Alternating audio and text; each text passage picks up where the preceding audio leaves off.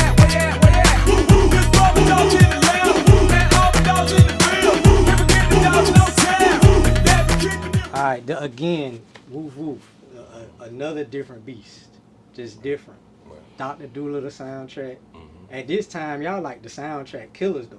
Right. Like y'all got the 5050 on the Bad Boys Right. soundtrack, the Hoop All in Your Face. Right. Y'all wrote the Space Jam. Mhm. What's the Martin movie? Yeah. Nothing to Lose. Yeah, nothing to lose. Nothing to Yeah. Lose. Yeah. And Blue Street. Blue Street. Yeah. I remember vaguely a story that you told me back in the day, because this is another humongous single that came off that Dr. Doolittle soundtrack. Mhm. You told me that you had a meeting with the execs, Mhm. and he said he wanted to smash the gas on Woof Woof. Mhm. Tell me that story again. Yeah, man. That was a learning experience for me. They wanted, well, Woof Woof, first of all, had been out for a tremendously long time. That was the first single off The Wait Is Over The album. Wait Is Over, It was okay. it was our debut single from the follow-up, and it had already went #1 on the hip-hop charts. Okay. So and we had toured with the record, and really the record was used as a support record for Are You That Somebody for Aaliyah.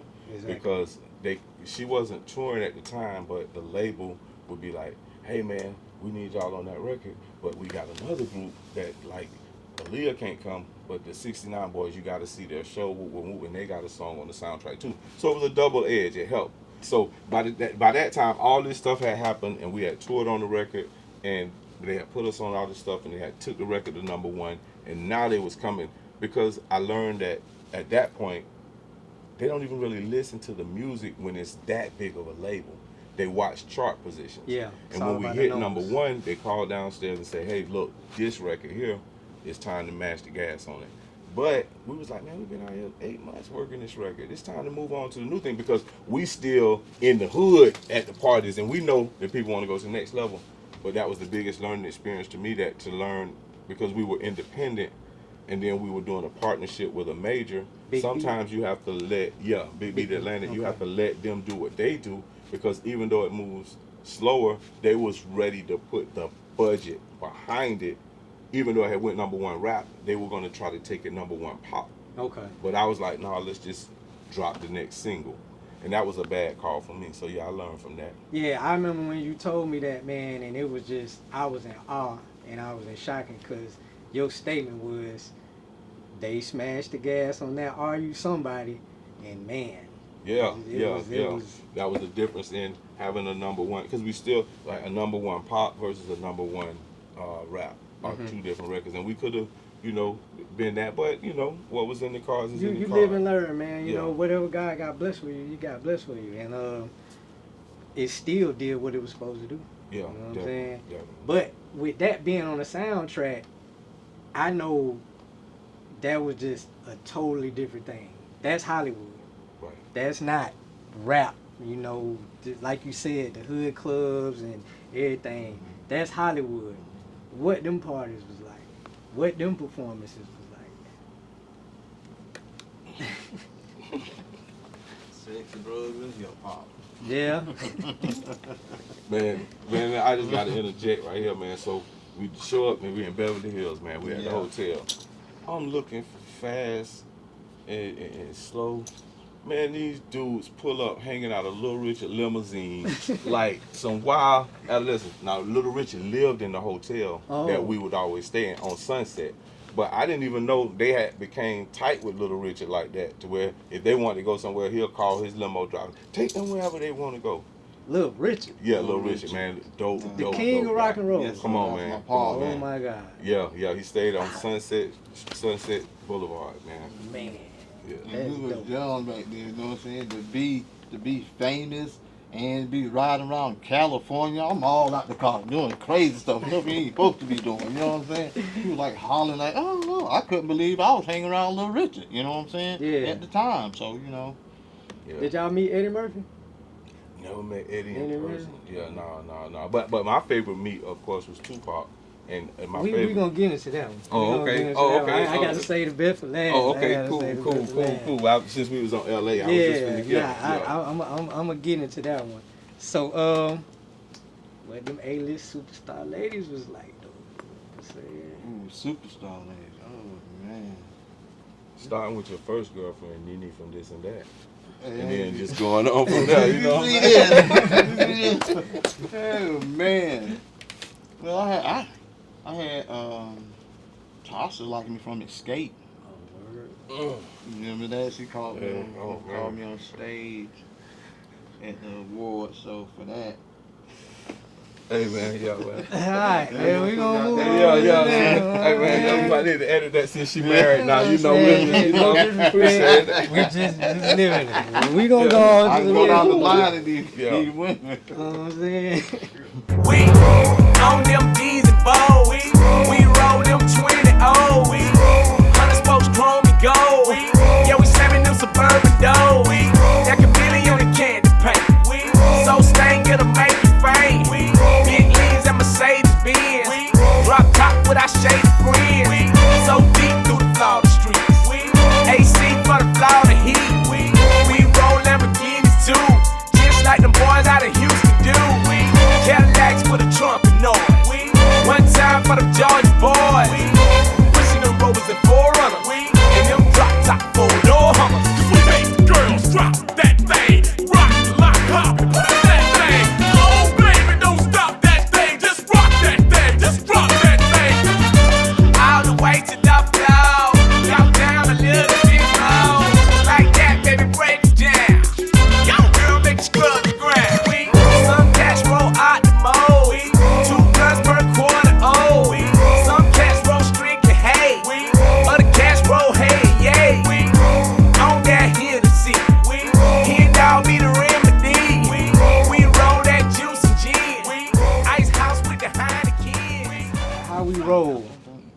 that's it's different from the norm. Mm-hmm. It's not the crazy up tempo Right. party song, Right. more laid back. It got a suave house slip and slide type vibe to me. Right. I mean, you know, we love our favorite groups and artists for who they are. Right. You know what I'm saying? And as fans, it's hard to accept their growth. Right. You know what I'm saying? With y'all being such a stable in the music that y'all did, Right. did you ever fear trying to grow? Not you. You just got to do what you got to do. And at that point, when we made How We Roll, the Quad City family had disbanded. Mm-hmm. Initially, the box I was locked in was me, Jay, and Cece. And when you build relationship with record labels, if you want their Rolodex to work for you, you have to kind of sort of color within lines. Mm-hmm. When How We Roll came up as a producer and a label owner, that was my first contribution of, okay, we're going to make y'all dance and we're going to keep the cars bumping, but this is not 1994. This Exactly. is 2000. Okay. This is how we dancing now. This is how we bopping now. This is how we And do it. that was the contribution I had. And I had to understand, if I don't have a CC to lean on or a J Ski to lean on, this is what the sound is going to be, and we'll just move it from there. Okay. And how did you take to it from a performance standpoint, with y'all switching it up, and with y'all having to perform How We Roll? Yeah, it was still right up my alley. You know what I'm saying? You still can get, you know what I'm saying, down and dirty. Whole lot of energy. Yeah, with that song too. Okay. That made it. Let me say this too. One of the things that helped that How We Roll record is that out of all the records that we had, Soul Train, they felt that record. They They felt invited it. us to come and perform. So when we were able to perform that record on Soul Train, Mhm. when it was running, that helped us to be able to put that record out, because we were truly independent, back to independent then. Okay. We got a spark when you join with the majors. They give you them checks. You can go around the whole hood. Hey, bro, Yeah. everybody gonna support that. But when you back in the trenches and back in the mud, for Soul Train, those people to reach out and be like, hey, we want y'all to die, and we come and do that. That helped that record tremendously. Let me ask, since we on that, have y'all were y'all ever nominated for any Soul Train Awards, American Music Awards, anything like that? Yeah. I forget the specifics, but I think it's like 5 AMAs, like 8, maybe no, yeah, 7 or 8 Soul Train Awards over the years, from live performance, best new group, best dance record, a lot of different categories at the Okay. awards. And as a writer and producer, a Grammy. Okay. Nominated Oh, for okay, those that's as what's well. up. Yeah. What awards was that? What award show was that when Biggie was in the crowd Oh, that's giving the it Source up for y'all? Awards. That was That's- so. yeah, the Source That wasn't Awards. 95, was Yeah, it? that's the one. That's the The one. Death Row. Yeah, that Really? was that one. Yeah, We yeah. performed.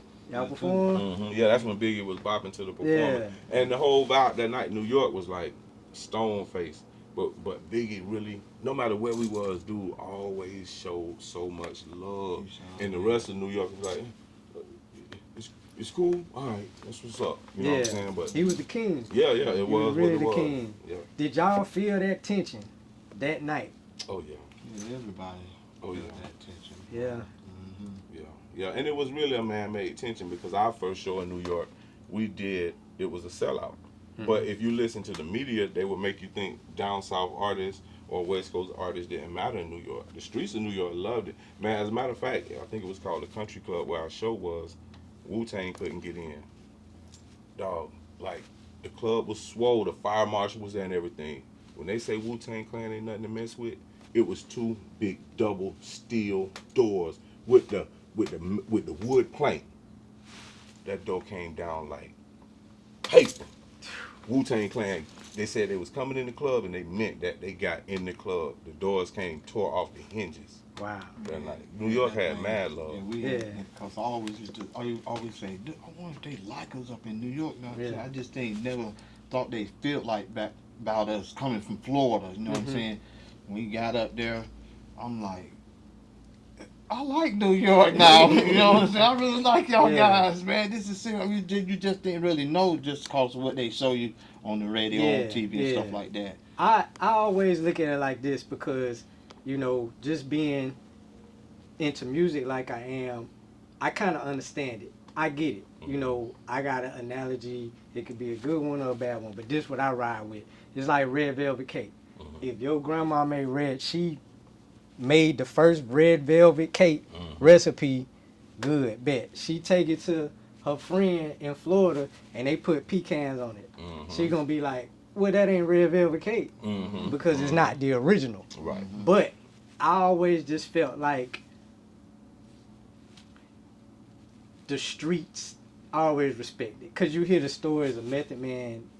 Bun B tells the story when Method Man ran up to him rapping Pocket Full of Stone and he was in shock.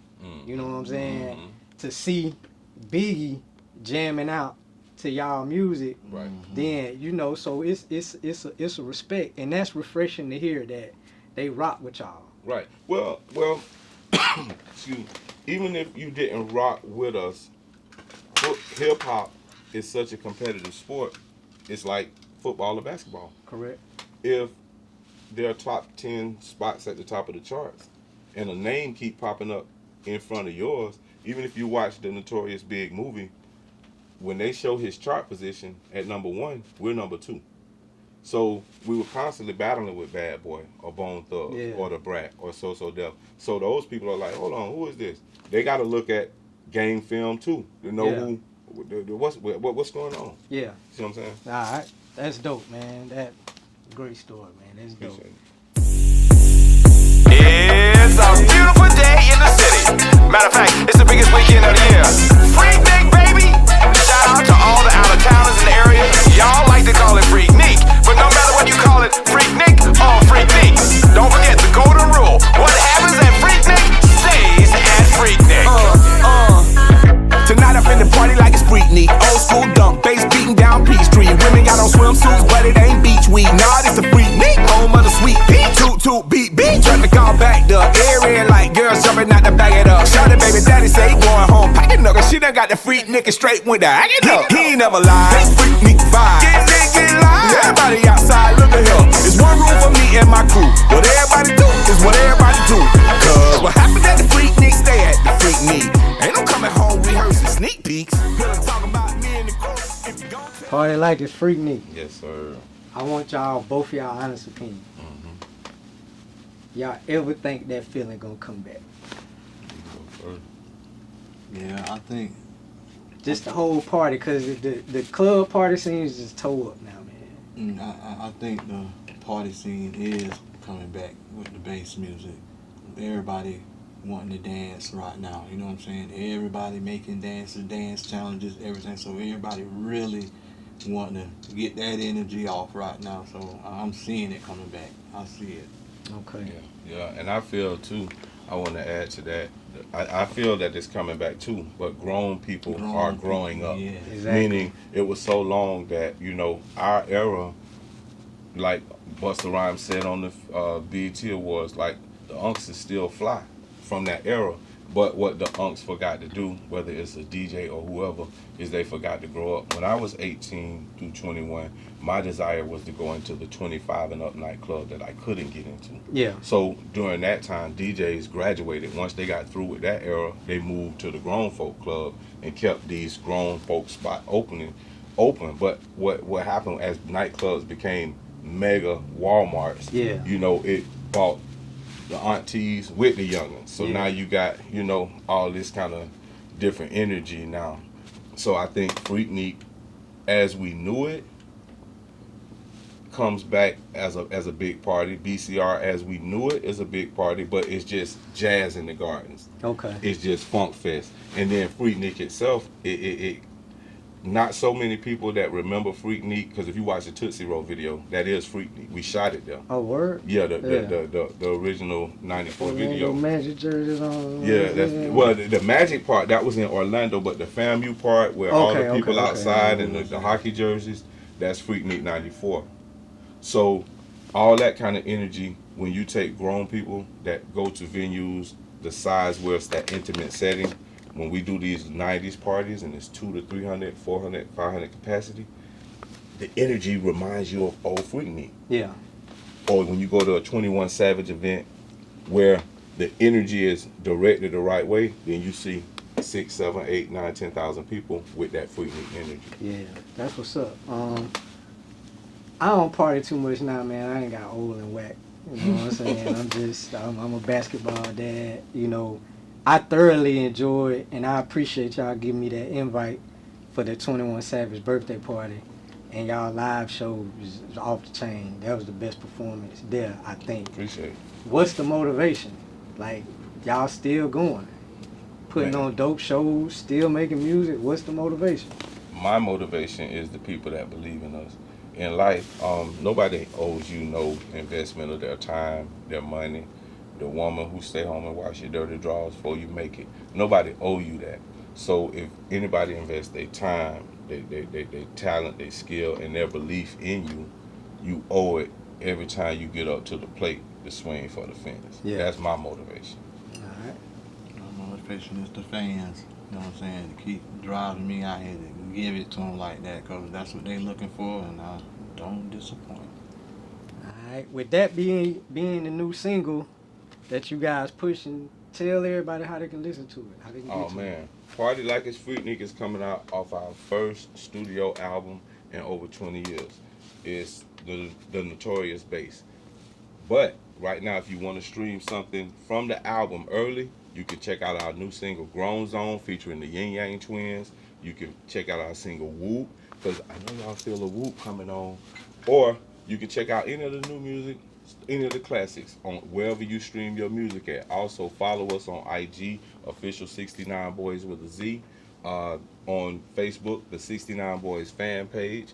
And Fast Cash, I don't know about your Snapchat and all that, man. I'm on TikTok, Fast Cash 69 Boys, and I'm on Instagram, Fast Cash 69 Boys. You can go on there, see a lot of shows we done did. So y'all need to come out and see a big show. You got to be on Instagram. Come on out and see it. That's what's up. So we done broke them down, man, but I still got a couple more questions, man. The OGs, y'all done had a fabulous career.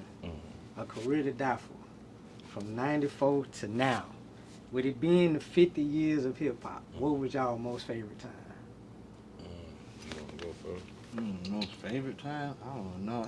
It's just been so many to be trying to even compare sometimes with them. Well, I'll give you some time to think about it, because I'm going to tell you my most favorite time.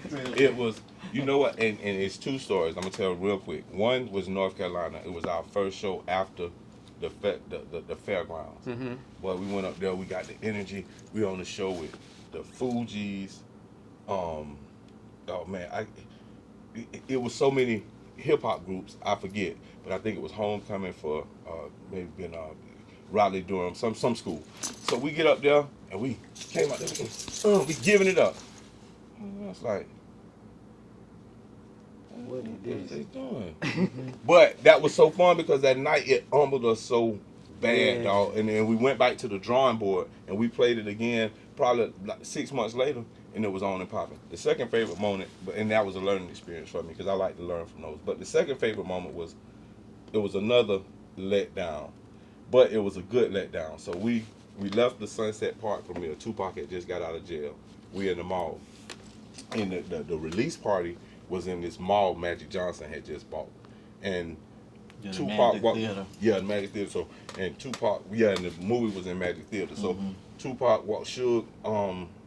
Suge was in there. Tupac walked in. Everybody going crazy. Tupac was talking to somebody when we walked in, and we caught eyes, and he stopped talking. He walked over, dapped us up. Boom, boom, boom, boom, boom.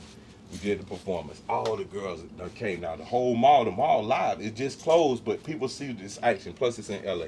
So Tupac home, girls and 69 Boys in here, Tootsie rolling.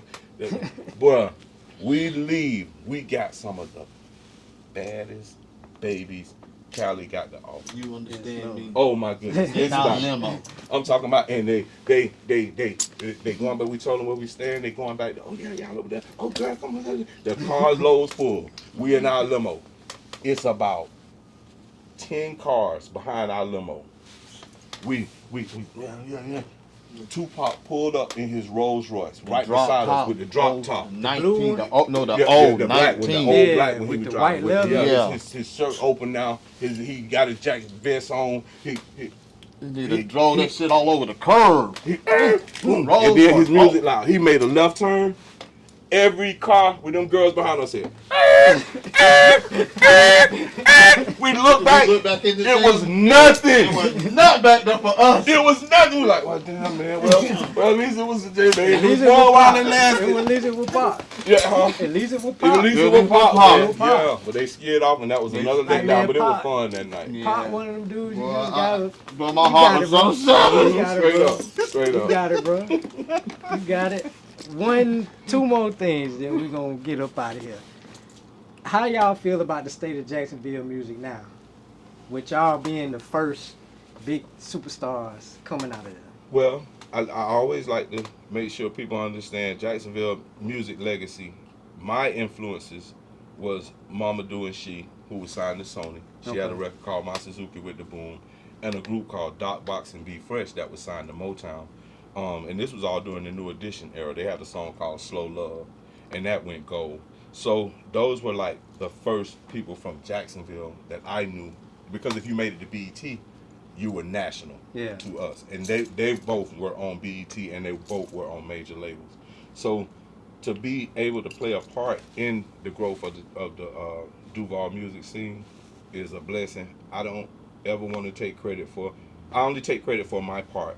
And the youngins that are out now, whether it's Youngin Ace or Fulio, whoever, that tell their story on wax and contribute to advancing the music scene of the city, they're entitled to their Speak their opinion piece. in that. Yeah. Yeah, because everybody should be able to speak on what influenced them. And I'm sure I may not have influenced a young 16-year-old the way that he may have, but he definitely could not have influenced someone who liked my music when they were 16 when I first came out, because he may not have even been born yet. Correct. So, you know, it's just, with all due respect, everybody played a part in it. And I think now that,